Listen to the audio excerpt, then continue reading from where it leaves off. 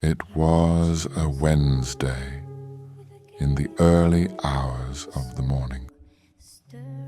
Yet again, I was on my nightly patrol of the corridors.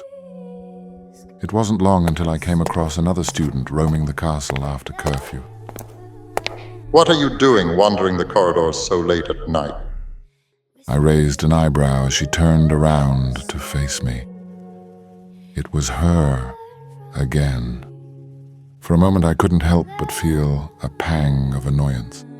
This isn't the first time I've caught you out of bed. What's your excuse this time? I continued staring at her, my gaze unyielding. There was a flicker of irritation in my eyes as she remained silent. Well, speak. I waited for a moment, her gaze fixed on me. I'll ask again. Why are you out of bed and wandering the corridors at night?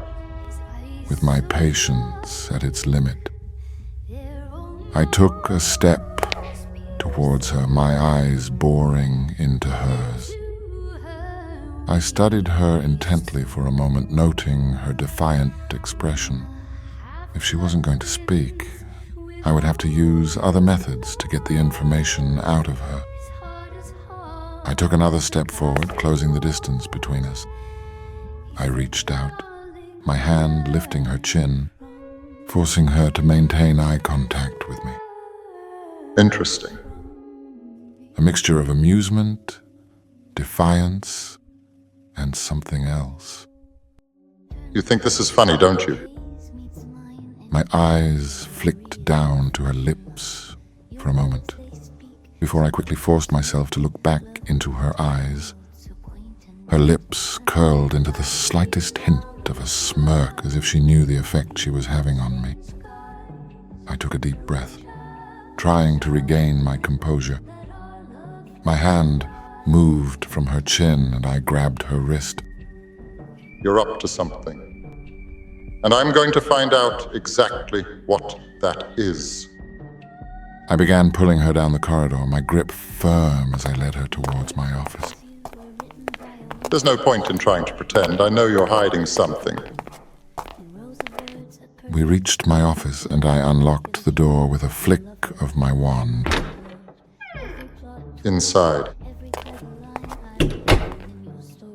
Sit. She hesitated for a moment before reluctantly taking a seat. I moved around the desk and sat down in my own chair, my eyes fixed on her. I steepled my fingers, studying her intently for a few moments before speaking. Now you're going to tell me why you've been sneaking around at night. She stayed silent, but I could see the wheels rotating in her mind, the thoughts, the calculations. You have two options. You can either tell me the truth right now, or I can extract the information myself. I let the threat hang in the air for a moment, watching her reaction carefully. Her gaze flicked to the door as if she was considering running away. Try it, and I'll have you back here in seconds. Now, what's it going to be? She looked at me defiantly, her gaze unwavering, that same hint of amusement still present in her eyes. Fine. You leave me no choice. I stood and then moved around the desk. I towered over her, my gaze intense. I lifted my hand and placed the tip of my wand under her chin, forcing her to look up at me. I noticed the slight dilation of her pupils. Perhaps this proximity wasn't quite as unwelcome as she wanted me to believe. I pulled back, my eyes locked with hers, unsure of how to proceed. I could sense the conflicting emotions within her, fear mixed with desire. The feeling it gave me was intoxicating. I took a step back, away from her, mentally scolding myself.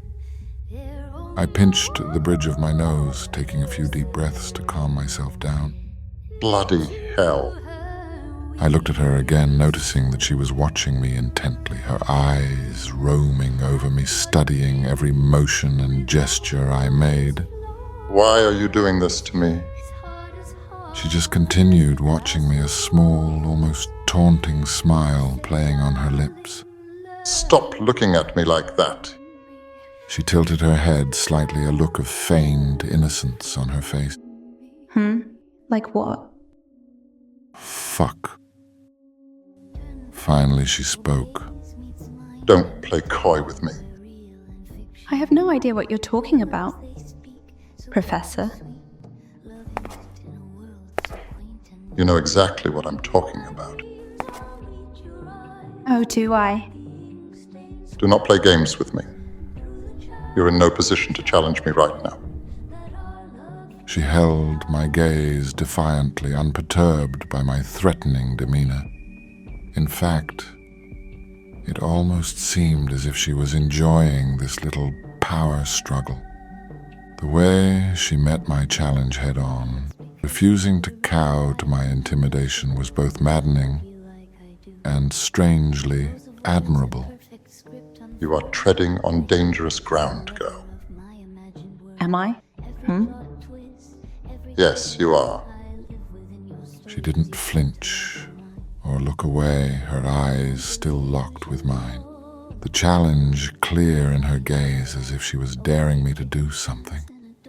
Part of me wanted to act on those impulses, but the rational section of my brain was screaming at me to keep control. No, this is your behavior. It is completely inappropriate. I tried to sound stern, authoritative, anything to reassert my authority in this situation, but even I could hear the hint of desperation and doubt in my own voice. She watched me, a hint of satisfaction in her eyes, as if she could sense my inner struggle. And yet, there was something else there, too. Disappointment. You need to go back to your dormitory now. Please. For a moment, I thought she was going to refuse, but instead, she simply stood up, nodding silently. Without a word, she walked past me and exited the room, shutting the door softly behind her.